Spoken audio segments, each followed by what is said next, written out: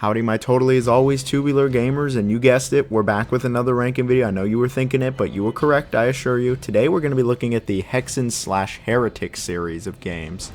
For the uninitiated, Heretic and Hexen are the same series. It's a series of fantasy action games, usually played from a first-person perspective, with some role-playing element. The entire series would be developed by the awesome Raven Software, who would make a bunch of great shooters and role-playing games in the 2000s as well. They were like the crazy cousin to id Software. The original Heretic was actually even considered a Doom clone when it came out. It ran on the Doom engine, and it has pretty similar gameplay to Doom, just in a fantasy setting. But there were a number of key differences. After the release of Heretic, we would actually get Hexen Beyond Heretic, bear with me here, and this was another kind of Doom clone. It's definitely much more rooted in the fantasy setting than even Heretic was, and yeah, pretty interesting. After this we would get Hexen 2, which ran off the Quake engine, and this game would throw in some RPG elements to the first-person action. And lastly, we would get Heretic 2. Yeah, no Hexen here, just another Heretic game, but this Heretic game is very different from the original. This is a third-person action-adventure game.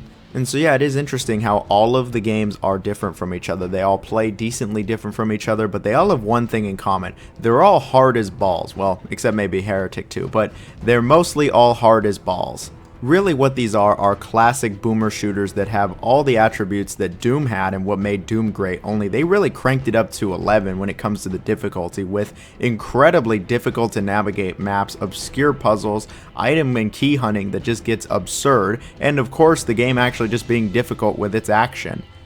And you know, I think it is these games' difficulties, particularly in the navigation department, as to why these games aren't so fondly looked at like Doom or Duke Nukem or Quake or Rise of the Triad. But despite these games' difficulties, I still think these are absolute classic first-person shooters, and apparently a lot of other people think so as well, because we did eventually get a throwback that was a callback to the Hexen and Heretic series, known as Amid Evil. Now, Amid Evil is not developed by Raven Software, it is an indie game, and is in the same vein as, say, Dusk for Quake, it's just for Heretic.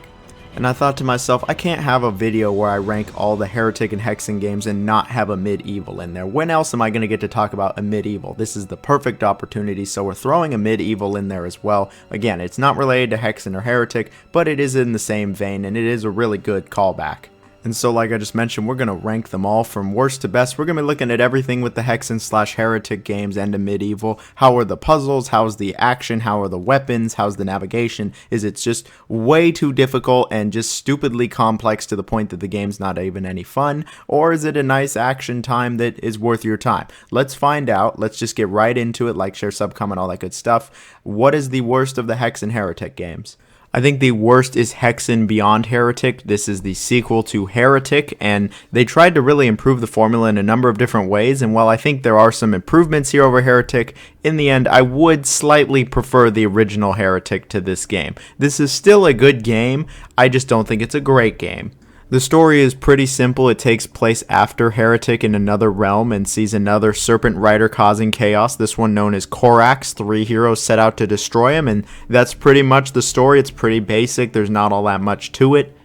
Simple story, but the gameplay is anything but. The first difference is you actually get 3 different classes to play as in this game, and they're all very different from each other. You have the fighter, the cleric, and the mage. Each one has unique weapons and physical characteristics, so you could really play through this game 3 times, and it would be totally different with the 3 classes. Playing through the levels would be the same, though. It's always the same levels, and you always progress the same way. This is a pretty standard first-person shooter when it comes to its structure. For the time, it is very usually open areas where you just are looking for keys, killing everything that moves, finding new weapons, health pickups, etc.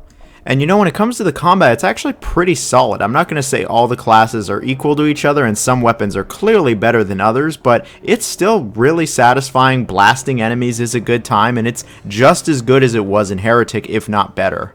The enemy roster is pretty good. You need different tactics depending on the enemy, like these shield pieces of crap. The weapons are pretty metal. It's really satisfying. They look great. They feel great. The game looked great for the time. It was a great showcase of the engine, and the music when it's there is actually pretty good too.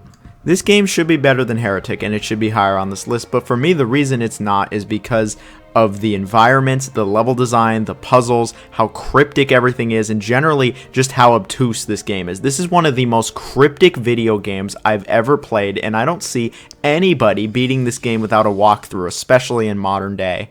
It can be maddening how downright cryptic and confusing this game gets. Like, you're dropped into these big open environments, you gotta find some keys to progress and solve the occasional puzzle. Not too crazy, nothing out of the ordinary for a game that came out during this time, but this game just goes absolutely ridiculous with it.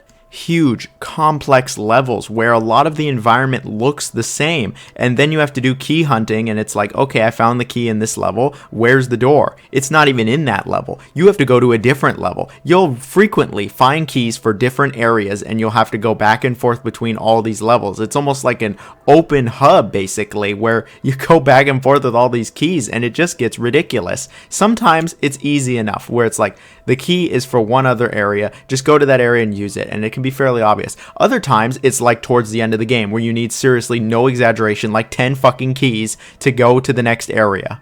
The puzzles, especially towards the end of the game, just get absolutely ridiculous, and searching every nook and cranny, especially with how many stupid secret walls there are, like, it just gets ridiculous, it gets draining, and it just gets old. It really does get old, and I got tired of searching everywhere. It made me do some soul searching of my own to find out that I don't really like this gameplay style when it goes on as long as it does, and how ridiculous it gets in this game. Most people don't even talk about Hexen when they talk about classic FPS games, and I think that's because most people didn't even get halfway through the game. They probably just went, what the hell do I do, and stopped playing, and I can't blame you. Like, it just gets ridiculous in this game, and I think it drags the entire game down, and I think it would have been a great game. It's just okay, though, because of its shoddy design.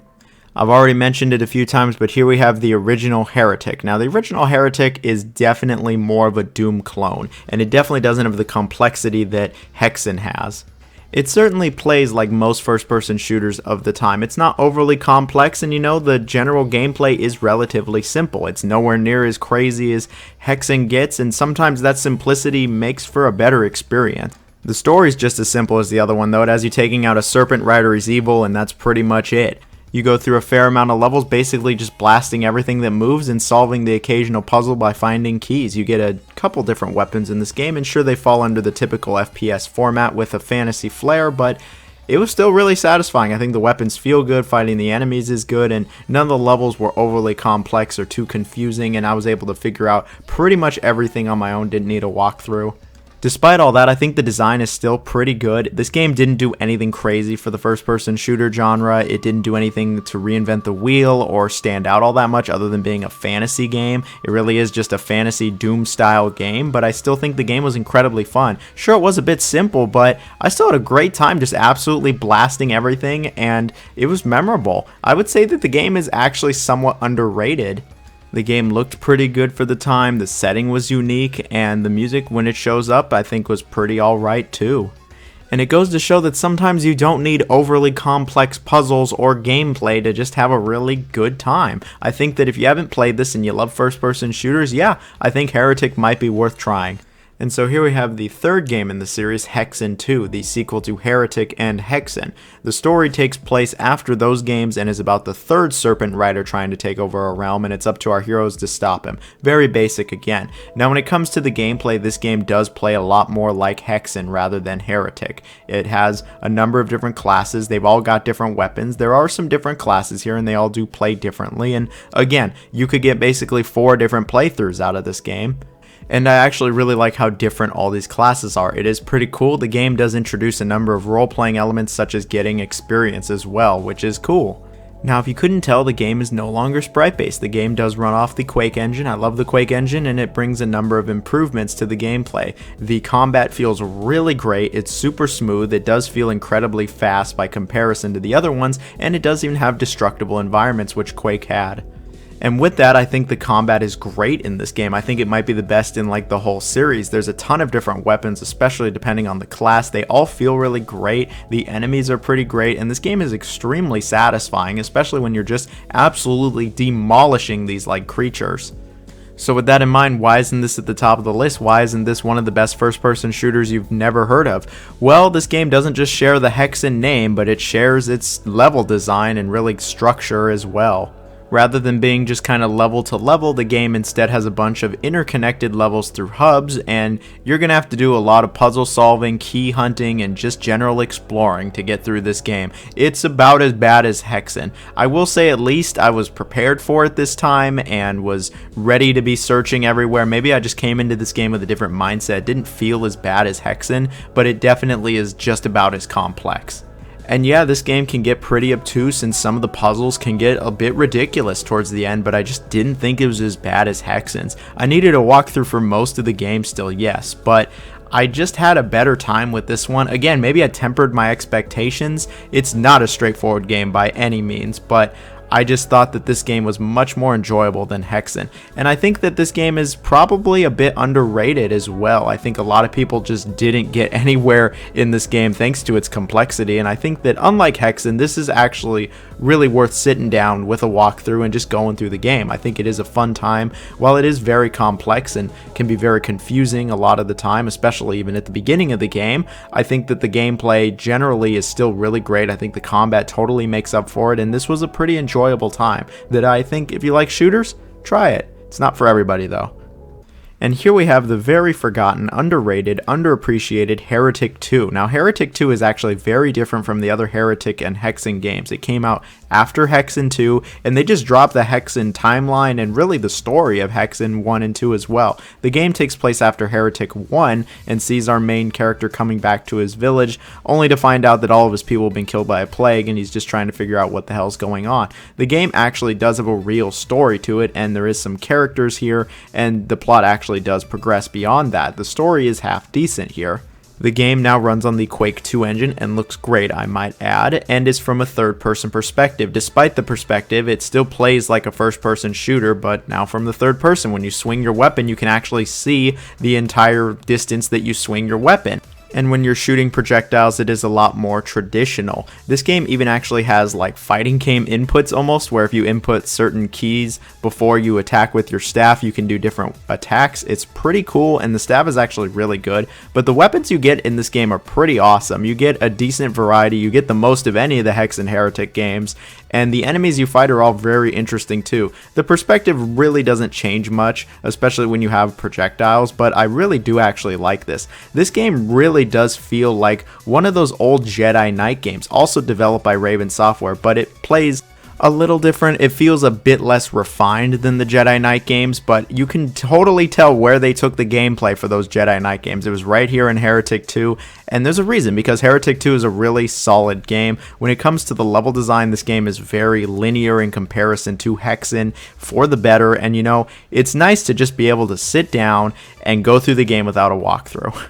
I would say that the game is about as complex as Heretic was in its level design. It does have some puzzles here and there, but it's nothing crazy. You do some platforming here, and you know, it's decent enough. There's a lot of swimming. The puzzles really aren't anything crazy, and I think most people can figure the game out without a walkthrough. It is nice that you're able to just do that. It doesn't have that maze-like structure that Hexen 1 and 2 have, and again, it's nice to just be able to sit down and play through the whole game. I think that the pacing is actually really solid in this game. I like how you go all over this world, you go through this entire continent, and it feels like you actually go on a journey, as corny as that sounds. I would say that this game is incredibly underrated. I have like almost never heard of anybody speak about this game. Even when talking about the Hex and Heretic games, almost nobody talks about this game, mostly because it is a bit different from the other ones. You do more platforming, it's from third person perspective, it's got a real story to it. Yeah, it is different from the other Hex and Heretic games, but I don't think it should be ignored because of that. I think that this game is absolutely worth playing, and I think it's better than all those Hex and Heretic games. Now, the reason I think most people don't talk about this game is because most people haven't played this game, or they don't even know it exists, and I think that's due to the game's limited availability. This game has never been re-released in any capacity, and it was never released on a console either. So unless you've got the original CD, you're not playing this game unless you want to join up with the Pirates of the Caribbean. And that's a damn shame. We have a total hidden gem here that is just sitting in copyright purgatory. I hope all this Activision Blizzard and Microsoft purchase news really allows this game to get out of its purgatory and eventually get re-released on Steam or GOG or just something. People should play this game. It's totally worth playing. I do recommend it, and it's a very underrated experience. Now, while I think Heretic 2 is the best of the Heretic Hexen series, I mentioned I was also going to be covering a Medieval, a fun throwback to the Hexen Heretic series, and I'll be honest, I think a Medieval is the best game on this list. I think that the Hexen Heretic throwback is better than Hexen and Heretic. This game kicks some absolute ass. Developed by a small, passionate indie team and published by the awesome New Blood Interactive, this game really does look at those old games and takes the best aspects from the Hexen Heretic games, puts a nice new modern spin on it to create just an absolute fantastic time. This game is some of the most fun I've had in an FPS game in quite some time. Once I started playing it, I really couldn't put it down. I just kept thinking about this game. I just wanted to come back and play more of it. The story is very simple. You play as the champion who's just trying to defeat a dark and evil force. There's nothing to it, and there doesn't need to be. The gameplay really, again, takes the best aspects of mostly Heretic to create a modern throwback boomer shooter that is a really great time. You, again, are in a fantasy setting. You're given a bunch of different weapons, some really metal freaking weapons, like maybe the most metal weapons on this entire list. Like, you get a weapon that shoots planets and it like explodes. Like, how cool is that? Getting sidetracked here. You get a bunch of different weapons, you fight a ton of different enemies, and you go through a just ton of levels. This game has a number of levels to them. It's not short by any means, and almost all the levels are incredibly varied from each other. They're pretty straightforward for the most part. You do solve the occasional puzzle. There is a lot of key hunting, and you kill everything that moves. This game gets nowhere near as complex as Hexen or Hexen 2. That's why I said it follows Heretic more so, and it's, again, rather straightforward for the most part. There is some back and forth, but you get into a ton of different encounters, and most of the game is spent in these encounters rather than exploring every nook and cranny. And to go back to the weapons for a second, these are some of the most unique weapons you'll find in a shooter, like the sword that shoots the beam, the planet weapon I already mentioned, and even the axe itself is pretty great. And when you get a power-up item, you can spin the axe around like crazy, which is very cool. The levels are very well designed in this game. I think almost every level is great. Don't get me wrong, there's some stinkers in there. There's some that aren't great, and that's probably my biggest issue with the game, is that some of the levels suck, but for the most part, the levels are really well done. A lot of them are a bit crazy when it comes to its design, not because of puzzles or keys or anything, but like they just have you going on some crazy adventures, and I really do like that.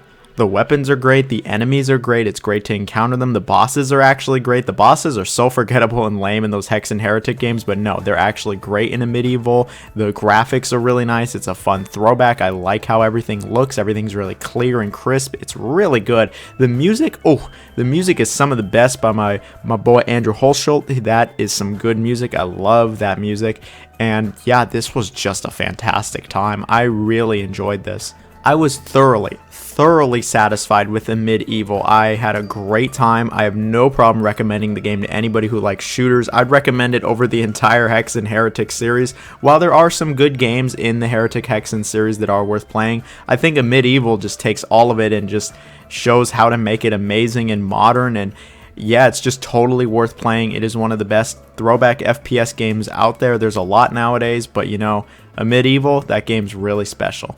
But that's it for this list. I hope everyone enjoyed. I hope everybody at least found out about Hexen Heretic and a Medieval. I think all these games are probably worth trying, and you know, if you got any favorites, you let me know down below. Everyone have a great day, night, whatever's closest to you. Hope to see you on the next list. See ya.